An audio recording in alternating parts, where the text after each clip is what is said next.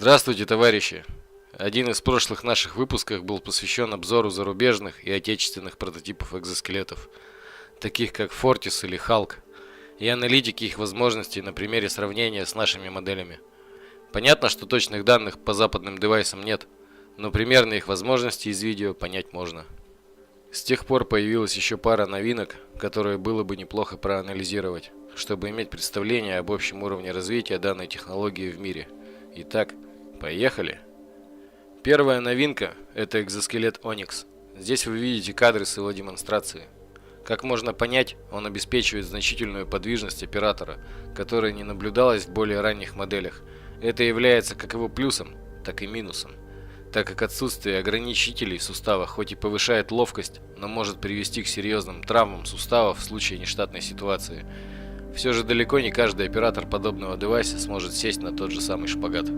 Onyx обеспечивает компенсацию нагрузки порядка 17%. Но данные из разных источников довольно-таки противоречивы, поэтому непонятно, каким данным можно доверять и принимать на веру.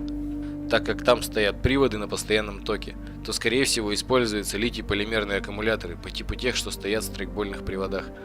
Так как никаких проводов из рюкзака не идет, можно сделать вывод, что аккумуляторы встроены в бедренную часть ноги. Больше некуда. Лично я сомневаюсь, что даже 10 аккумуляторов такого типа способны проработать 8 часов без перерыва. Я думаю, что не больше 2. Сравнивая Onyx с Mark 1, можно к плюсам Onyx отнести то, что он не мешает двигаться без нагрузки на сгиб ноги, в то время как газлифты Mark 1 всегда активны.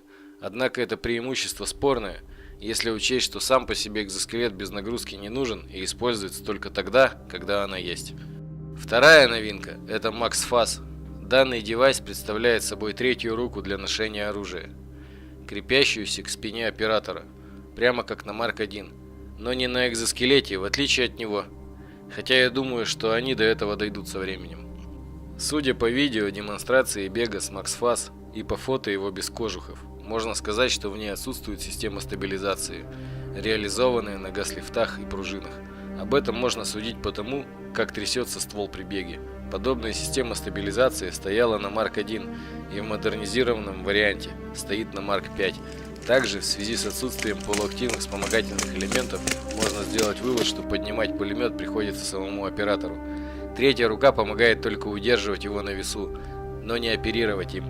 Отсутствие жесткого крепления в виде экзоскелета не только заставляет оператора таскать весь вес руки и оружия на себе, не передавая его на землю через ноги экзоскелета, но и, скорее всего, создает трудности с болтанкой всей конструкции на теле, примерно как болтается тяжелый рюкзак на спине при беге. Ну или может быть еще что-нибудь у кого-то болтается. Еще мне непонятно, зачем на нее вешать автомат. Подобная система нужна исключительно для тяжелого оружия. Автомат и так можно носить в руках. Но если все же хочется облегчить его, то куда практичнее использовать для этого экзоприводы самих рук, как на Mark 1. Тестируя оба варианта, мы не просто так разделили их по функциональности. Ну и под конец немного информации про другие проекты. Это Mark 5. Он является развитием модели Mark 1 и сделан как прототип по заказу. Вы видите, что он умеет складываться под размер дорожной сумки, и благодаря его низкому весу его можно переносить в таком виде одной рукой. Третья рука, установленная на нем, позволяет вести наблюдение и огонь из-за угла, благодаря специальным приспособлениям. Mark 5 значительно подвижнее Mark 1, так как на нем убрана часть защитных ограничителей, плюс в нем реализована модернизированная S-образная спина от Mark 4, которая значительно более анатомична и при этом позволяет принимать на себя нагрузку.